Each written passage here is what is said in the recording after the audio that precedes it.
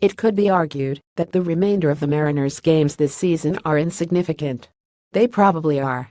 It does finally feel, though, like we can finally just enjoy some baseball for its own sake.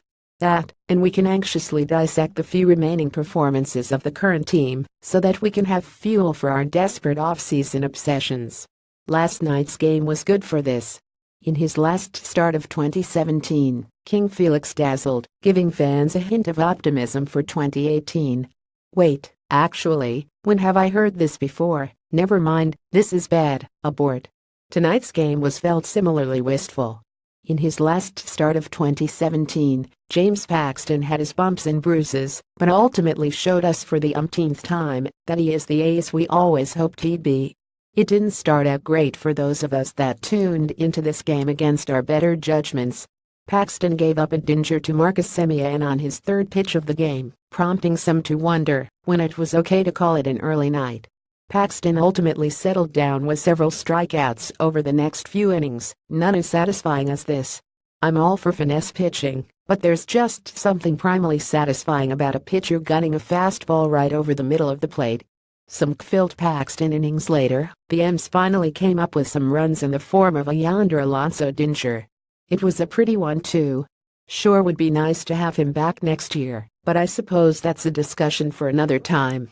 That dinger also felt a bit conflicted.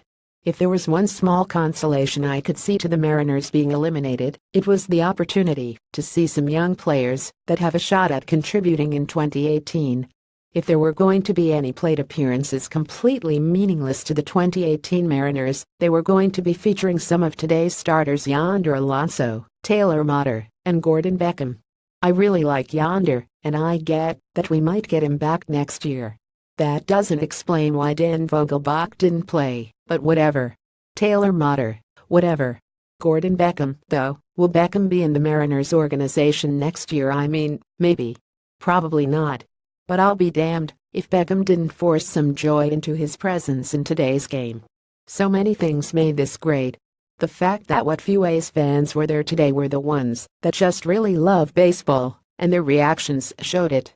The fact that Beckham somehow made this damn catch. The fact that he actually got the guy at second. Sure, maybe he won't even be on the Rainiers next year.